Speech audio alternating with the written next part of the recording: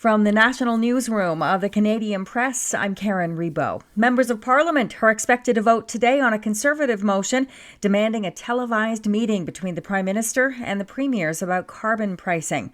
Conservative leader Pierre Poilievre alleges Justin Trudeau is too scared to hold such a meeting because his Liberal government is losing the carbon pricing debate.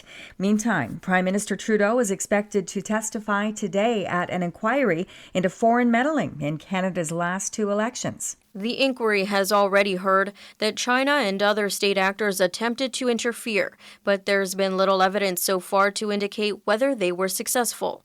Trudeau has maintained over the last year that foreign interference had no meaningful impact on Canada's free and fair elections, which echoes what senior government officials have told Parliament.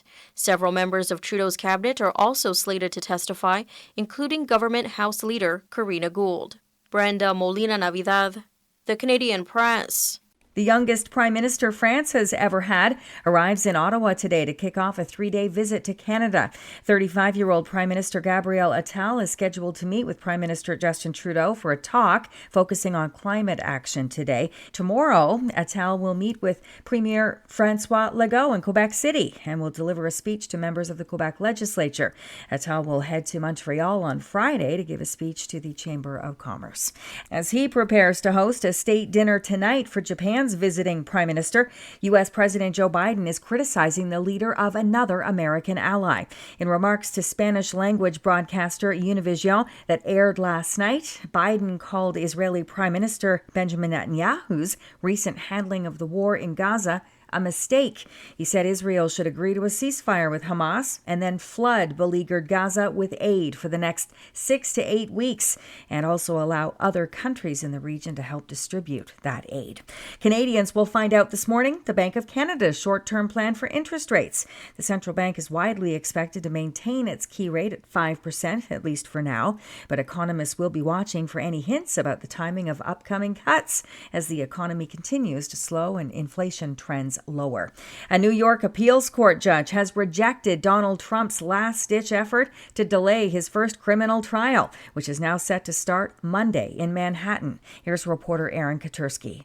Trump asked for the case involving a hush money payment to porn star Stormy Daniels to be moved out of Manhattan, arguing he can't get a fair shake here because of pre-trial publicity. But prosecutors say Trump's the one who turns every court appearance into a spectacle. And it's a disgrace. Trump also asking to halt the trial, saying the limited gag order leaves him unable to respond to what he called ongoing verbal assaults from Daniels and Michael Cohen, two key witnesses for the prosecution.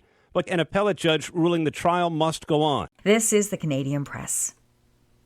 In sports, Bo Bichette hit a 2-run homer and Chris Bassett threw a solid 6 2/3 innings as the Toronto Blue Jays defeated the Seattle Mariners 5-3 Tuesday at Rogers Centre. The 6-6 Jays are hoping to sweep the Mariners in their final game of their 3-game set Wednesday afternoon.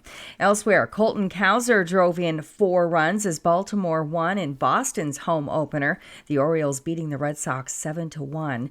In the NBA, the Indiana Pacers beat the Toronto Raptors 140-123. NHL action. Austin Matthews scored his 66th goal of the season and assisted on Mark Giordano's winner as the Toronto Maple Leafs beat the Devils in New Jersey 5-2. Kyle Connor scored in overtime to give the Winnipeg Jets a 4-3 win over Nashville. And Andrei Kuzmenko's power play goal in overtime gave the visiting Calgary Flames a 3-2 win over the San Jose Sharks. From the Canadian Press, I'm Karen Rebo. Thanks for listening. Don't forget to follow and subscribe. For more of today's top stories, visit thecanadianpressnews.ca.